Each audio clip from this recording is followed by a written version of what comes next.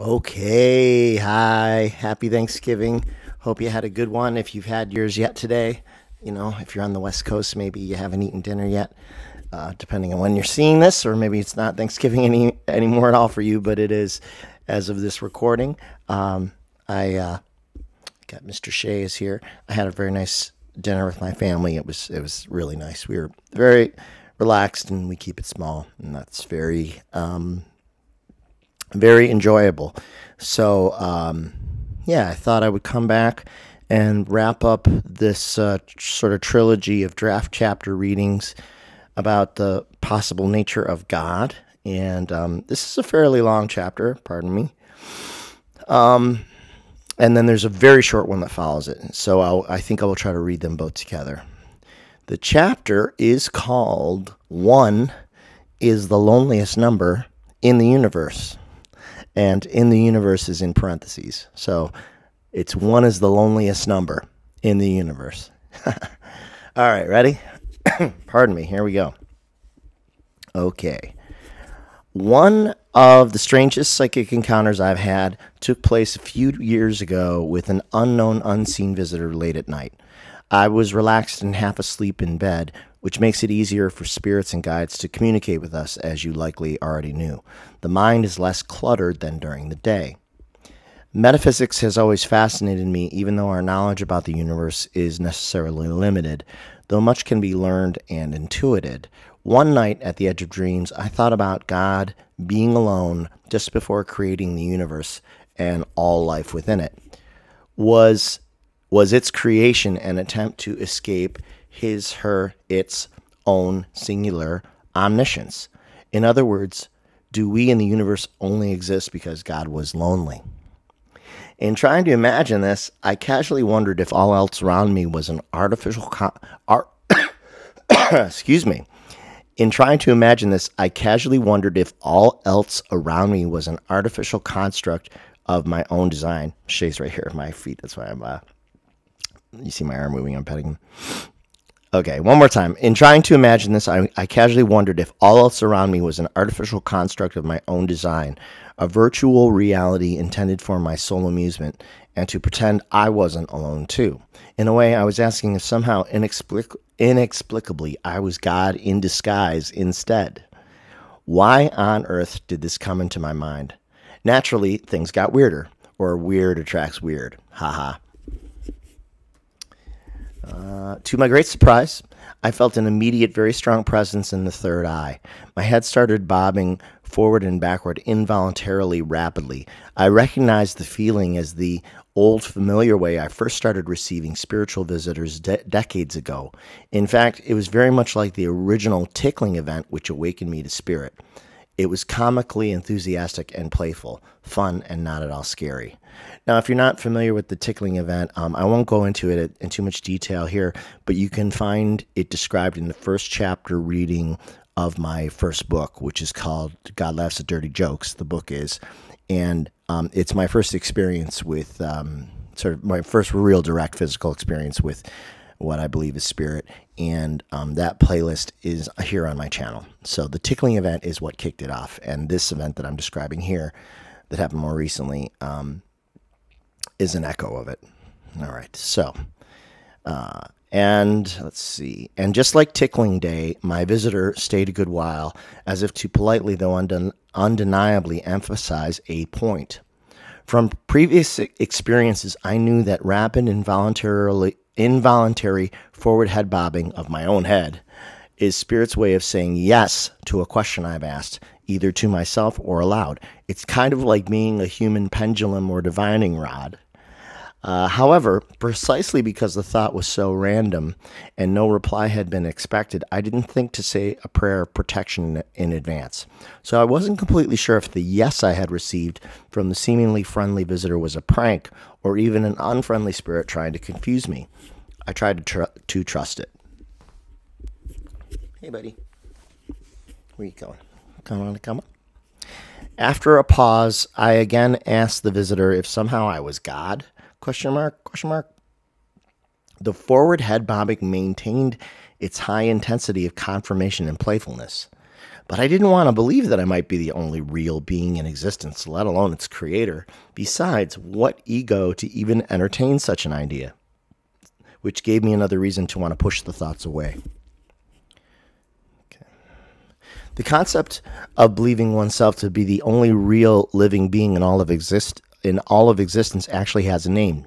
It's called solipsism, and it proposes that the apparent reality of other living beings outside of oneself can never be fully confirmed, nor can the true nature of the world around us, which we believe we perceive with our senses. Solipsism suggests the world may be an elaborate illusion or even holographic, as we've already discussed. It's analogous to movies like The Truman Show and The Matrix, but with only one person, the protagonist, being real. All else is illusion. Uh-oh.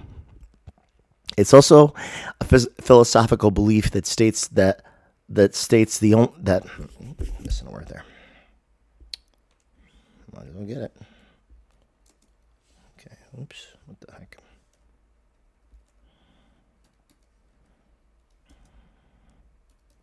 Okay. It's also a philosophical belief that states that the only thing a single intelligence like you or I can be certain of as being real is our own thoughts. I believe this originated with René Descartes, who famously declared, "I think, therefore I am," with his subtext being, I may not know exactly what I am, but the fact that I can recognize my own thinking means my intelligence exists in some form, even if all else around me is unreal. Descartes couldn't prove to himself that he had a real body or lived in a real world, but he knew that his thoughts were real. The very act of thinking proved it, though it didn't necessarily prove anything else. Yes, reality might just be a magic show. Don't worry.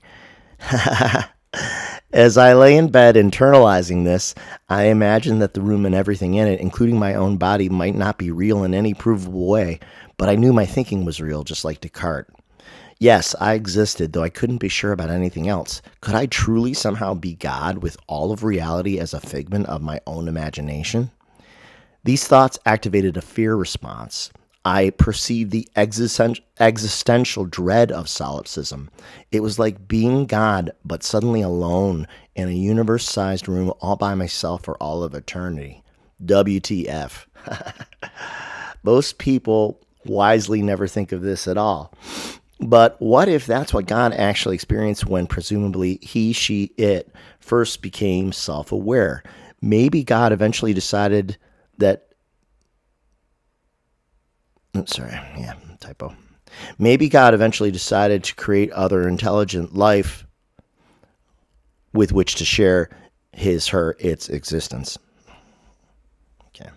And in creating life in the universe, God experienced not only the innate pleasure of creation, which is maximum self-expression and self-realization, but also a sense of purpose and even responsibility for its creations. That's turning a negative into a positive for sure. God may have also realized that newly minted beings, mortal by design, would eventually wonder about their own origins and whether life has inherent meaning. And so leagues of angels, spirit guides, and other celestial entities were also manifested to help guide intelligent creatures towards God's own selflessness, empathy, and love. In God's original form, which was all the light there is, God was pure. But in pushing its light out into the new universe, that light was necessarily diluted when spread across the vastness of blank space. Really, it's empty space, or of nothingness. The vastness of nothingness. Hold on.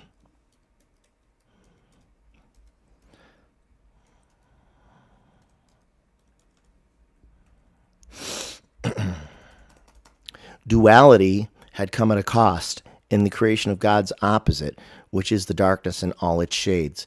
But the dark also has an important role to play since it helps to define the light. All right, then there's 3 dashes indicating a change of thought within the chapter. Apparently, it's not uncommon for astronauts to experience solipsism after they have orbited Earth in space for a long time or up on the moon. Once a person has floated in the deep black a while, far from human civilization, in the weightlessness and absence of anything else that feels solid, surreality can set in. For some astronauts, when they return home, the seeming reality of life here becomes a little doubtful. Some question the reality of their existence for a time until reacclimation. To be fair, I've only experienced solipsism when I was stoned, though I've mostly experienced solipsism when I was stoned, though I have only smoked marijuana a handful of times. And while high, I did indeed begin to doubt that I was real or that anything anywhere was real. I realized my comprehension of reality, if we really even exist at all, was so infinitesimally small that I was like a baby at a Mensa meeting. If you're unfamiliar with Mensa, that's the genius organization worldwide, of which I am obviously not a member. So, one more time, that was, I realized my comprehension of reality, if we really even exist at all, was so infinitesimally small that I was like a baby at a Mensa meeting. Haha. Okay, some say that leafy greens are great for humbling oneself because they obliterate the ego. I think there's some truth to that, though I can get into outer space with my own unaltered brain. Human imagination is powerful. I believe it may be powerful enough to manifest reality itself alongside God. We create compulsively in imitation of the Creator. Some people have such powerful imaginations that they spend life conjuring their dreams into our physical world. For every human construct of everyday life, from all of our houses, buildings, boats, and planes, to the electric light bulb and the gin mill, to spaceships and satellites, all the seemingly impossible magical things that exist here began in someone's imagination. It deserves a lot of respect.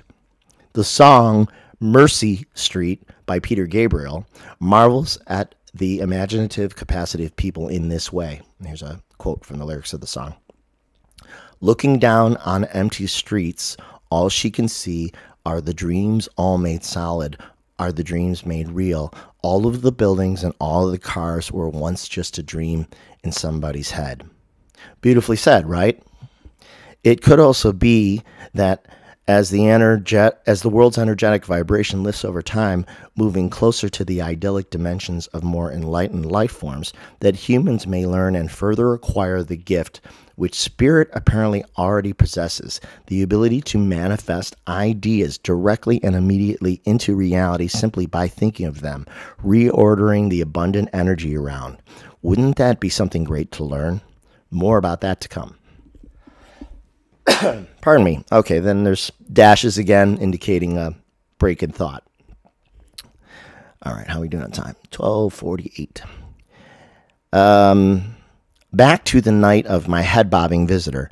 At the height of my own imagination, when I successfully conceived that there were no other living beings in existence other than myself, a chill shot through my body, a chill of recognition mixed with fright. And just like that, now I was the astronaut floating outside the ship with no one else to save me from the cold, infinitely black, empty void of nothingness. Help! And what did I feel out there all alone? Really, really sad. A profound, claustrophobic, existential loneliness that swamped me in a way I can't fully describe. It seemed to be about the loneliest feeling that an intelligent being could experience. Yet in those brief moments, it seemed like I was able to grasp what it might have been like to be God at the beginning as the only consciousness in existence, to intuit it, to experience it like a flashback or replay, and then slowly, thankfully, I came back to the physical world and the feeling went away. 3 more dashes, another break in thought. I can't know for certain what kind of spirit or energy responded to my accidental existential thought that night, but it absolutely happened. I considered trying to get more insight about it in consultation with some of the psychics I know, but wasn't sure if that was the best use of time or that it wouldn't lead to a new series of rabbit holes. It's hard enough to find time to write about this stuff, and sometimes I'm at the edge of what my mind can fathom without cracking.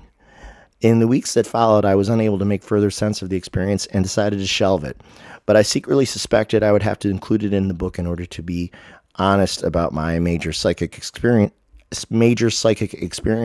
even ones I don't fully understand. I shared the experience with a few close friends by email. More than one suggested I'd possibly misinterpreted the message. My friend Fran, who got to read an early draft of this chapter, my friend Fran wrote, "Perhaps that spirit was so joyful to hear you say you are God and the only living person because you got it. By that I mean we hear God is one, and if we are one with God, then it follows that we are also one." Fran continued here. "I would liken it to spirits who have passed being able to be in many places at the same time, i.e., your brother Justin can visit you, Steve, and Mom in different places at the same time. This boggles the human mind we are forced to live with." And Fran continued here. "I don't think we are living individual reality shows. I think we are all one with each other and with God. But to answer why that spirit seems so genuine is because I think it was. You would have known a trickster spirit. Perhaps it was so joyful just being able to commune with you. In other words, I really don't know." You and me both, Fran, but I like your interpretation. Perhaps what many spiritualists and philosophers have suggested is true, that each of us is an emanation of the original source, and thus our true nature is more like a collective, is more like a collective in which we are always together, integrated, unified, and whole, while retaining individual identity, at least on this side of the veil. We're fully connected and protected by our Creator, and our souls are immortal and cannot be destroyed, as discussed. The Creator is a part of us, and we a part of him, her, it, and perhaps that's why my visitor was so joyful and enthusiastic in confirming that I'm God, because you are also God, and we are all God together. Another way of thinking about this came when my psychic friend Kim Carey, whose YouTube channel is called Intuitive View, coincidentally, in quotes, sent me a video about a man named Matthias DeStefano, whose experiences resonated with my own. I watched some of DeStefano's video, but was afraid that watching it all the way through would contaminate similar ideas in my book. I plan to go back once it was finished. One of the intriguing things DeStefano said was, there are attributes of the Creator that you can activate in you, like I am the medicine, I am the protector, I am the light, I am the path, and I am life. And who said that? Jesus. And he was trying to embody every one of the names of God. He was not saying that he was the only one. He was saying that that's the only way that you can embody God, when you realize I am light, I am power, and so on. This made perfect sense. It reinforces the idea that I can be God and you can be God too. We embody God by invoking his, her, its positive attributes, which already exist within us. If you or I say, I am the light, it's a true statement because that is the essence of a soul. As noted, we are light energy, a slice of the Creator, which is also the whole, like a hologram or fractal. Keep in mind what a hologram is. A two-dimensional, i.e. representation of what appears to be three-dimensional reality. In other words, when you look at a hologram, the objects appear to be in 3D, but they're actually completely flat, which is hard to comprehend, but which makes it no less real. Perhaps when viewed from the perspective of spirit or God, our reality indeed appears to be two-dimensional, like a movie on a screen. The third dimension we perceive here may not be real in the conventional sense. Holograms are also wild in that when cracked and broken into pieces, each single piece, no matter how large or small, contains the entirety of the whole original holographic image. Therefore, if God is like a hologram and the whole of God is in every little sliver of the universe, including every individual soul, then each fragment of it, meaning you and I and everyone else, is also God in whole, as speculated. Pardon me. All right. We are in some sense individuals, but in the larger sense, we're indistinguishable from each other and simply the one and all. We can each recognize the part of ourselves. Hey, here's Shay. Hey, buddy. We can each recognize the part in ourselves which is divine, if that's not already self-evident, while acknowledging that we also have free will to believe anything we like, even though I also believe that free will is a gift from God. Okay, got a little typo in there.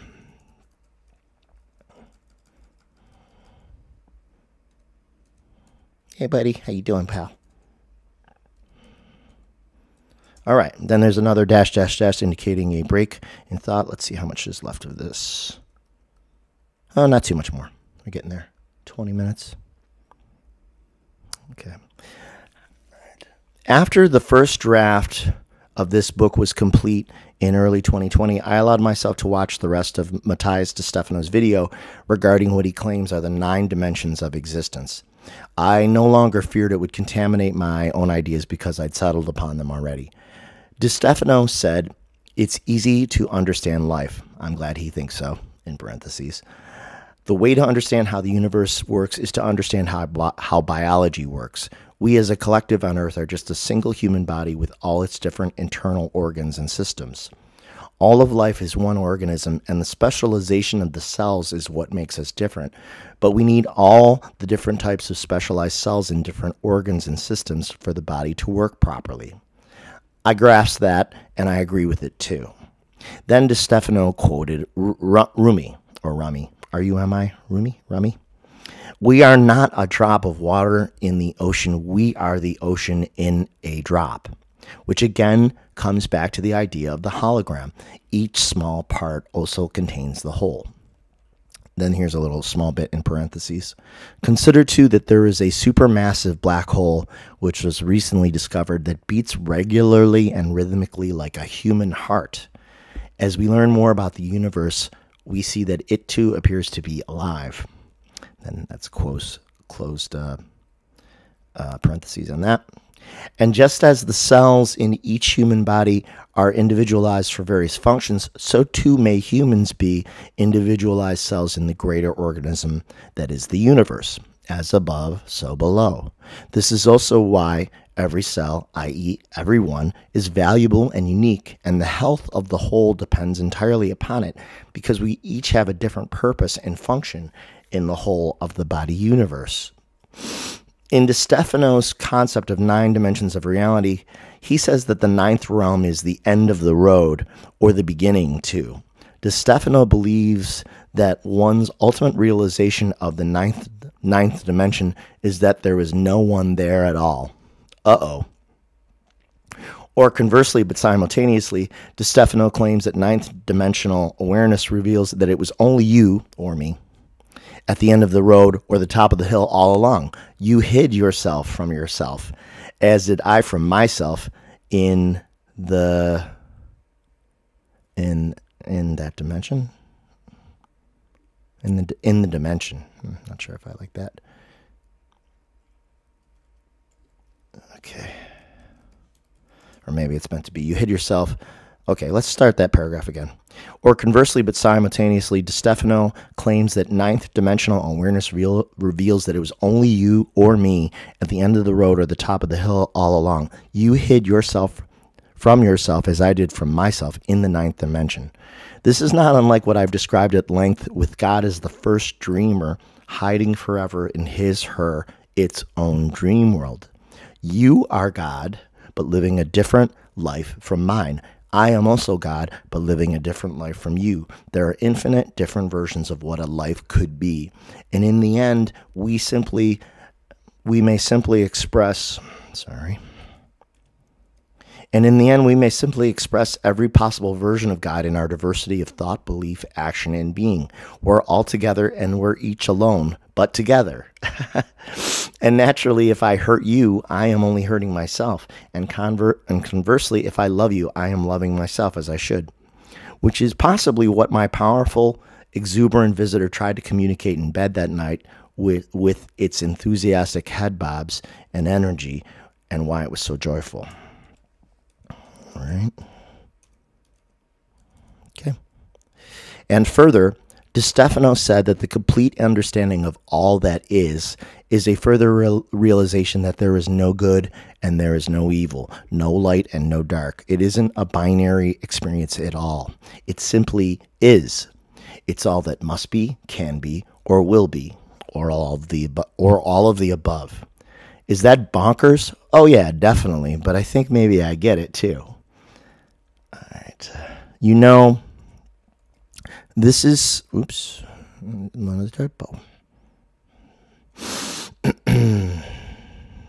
You know, this is probably also why the Buddha always smiles when you see his statue or picture.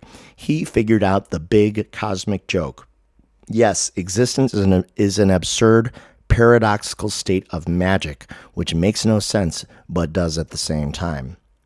You have basically two options in response to life, laughter or tears. Buddha chose the better option, as we should, to laugh and enjoy life as much as is possible, despite inevitable suffering.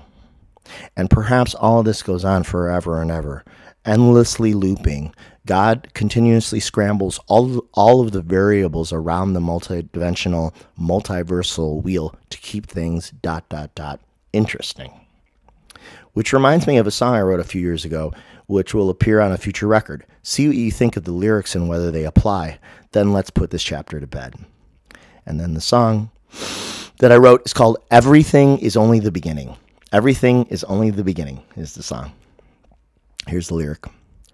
Permanent state of becoming, forever rate of change, infinite space and variation, so beautiful and strange. Everything is only the beginning. Everything is only the beginning.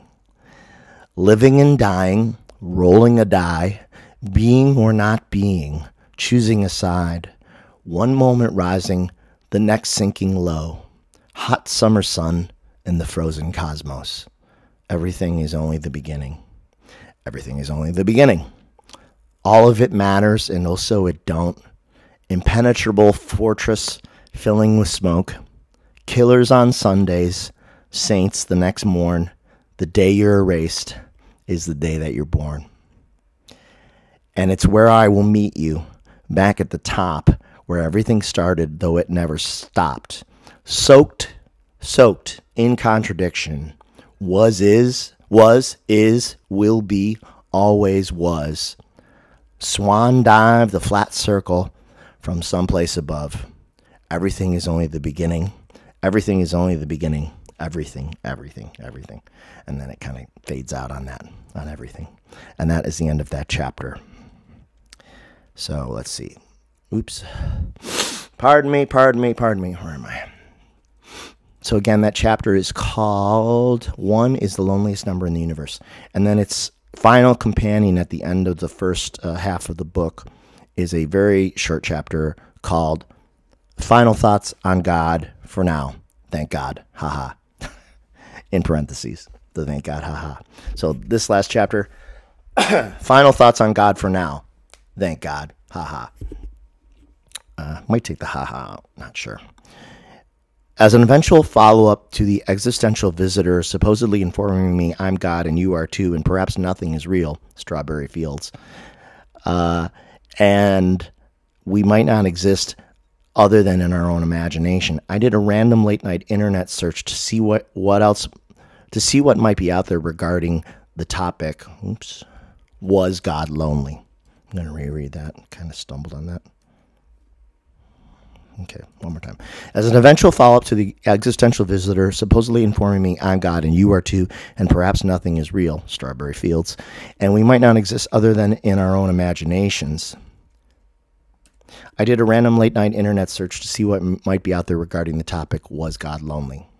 Because I worry about God sometimes. Who's got God's back?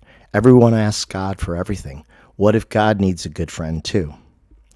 It led to some interesting discussion boards and a few eloquent posts by users of Quora, which is a sort of catch-all online platform for discussions about almost everything of interest anyone can think of, written and read by people of all backgrounds and ages around the world. It was comforting to know I'm not the only one who has wondered about God's emotional state before presumably creating the universe.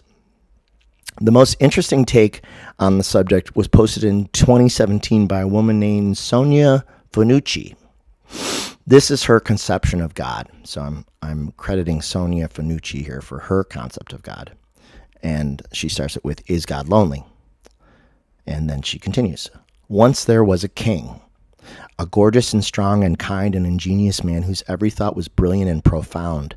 To be inside his mind was to wander through a wilderness so rich and various that one would never tire. And he himself took refuge there, dreaming about a world, thousands of worlds of endless beauty. Yet outside and around him there was nothing.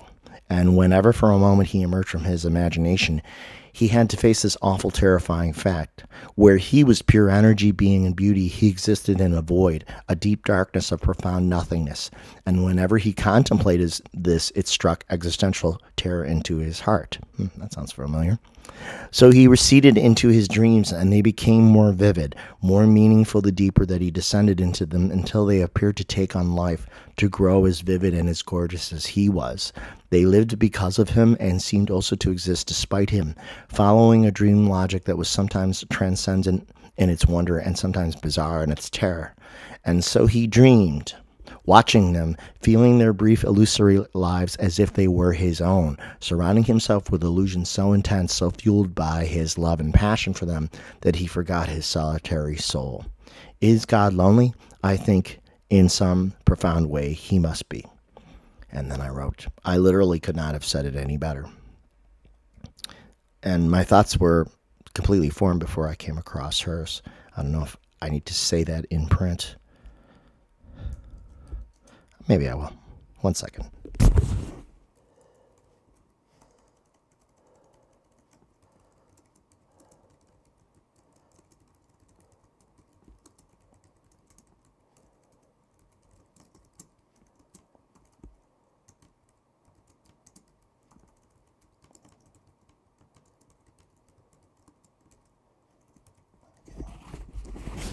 Added, I literally could not have said it any better, though my thoughts on this were fully formed before I came across Sonia's beautiful entry. A second essay of interest was by a man named Clint Johnson, who posted on the same subject in late 2019. Here's Clint's words. There he was, the only eternally immortal, with the mind of a quantum supercomputer. Sound familiar again? Able to spin up any simulation in the blink of an eye, projecting outward from his own eye. But still, does he know? He is alone. Even if he loses himself in his creation, when he remembers, he'll likewise remember why he forgot. It's like 10,000 faces in a house of mirrors. A little ironic, don't you think? Thank God for forgetfulness and for remembrance when one is ready to lose the ego. I shed a tear for him. We always ask for help from him, but do we seek to help him? All that he asks for is a little love. Amore fati. Somehow it seems that he gives himself for us, to us, so that he may escape his loneliness. Bless God, and may he rejoice in our love. And then he put in quotes here, the wise man who realizes all beings is not distinct from his own self, and his own self as the self of all beings does not, by virtue of that perception, hate anyone. And then a further quote, what delusion, what sorrow can there be for that wise man who realizes the unity of all existence by perceiving all beings as his own self? And that's a quote from Isha Upanishad 6 and 7. Isha, I-S-H-A, Upanishad 6-7. So I don't actually know the origin of that. That's his entry. And then I wrote, that's a great entry too. I quite like the quote above from Upanishad, even though I don't know what Upanishad is, regarding God loving all beings as a part of himself and his own self as the shared self of all beings. It reinforces all that's been said. It also reminds us why it's wise to practice empathy and love for others, or for as many as possible, and to treat them as well as we treat ourselves. For withholding judgment of others is grounds to argue that others should withhold judgment of us, especially since everyone is so imperfect. Besides, it's a near certainty that intelligent beings more advanced than us exist in the universe and other dimensions of spirit. And if they considered humans stupider and much less enlightened, and therefore inherently lesser, would they not then be entitled to judge us, or hate us, or perhaps even destroy us, just as we might hate or persecute those we perceive as lesser? Of course not. It always comes back to the supremacy of empathy and love. You can't go wrong with those. And that is it. Those are the chapters on God, the draft chapters for next book. 34 minutes. Ooh, went a little long. So would love to hear more thoughts from you. Thanks so much for all the thoughts so far. They have given me, they've been really helpful, and the encouragement is really appreciated. And so I'm much more inclined to include these in the next book than I was before reading them. So thank you for that gift. I appreciate it. Yeah, so let me know what you think of kind of this one and all of those 3 chapters if you had a chance to watch them. And then I don't know what the next video will be about, but we'll see when we get there, and then I'll keep working on the on this revision, and hopefully I can knock this sucker out pretty soon. All right, hope you had a great Thanksgiving again. Take care, be well, talk to you soon.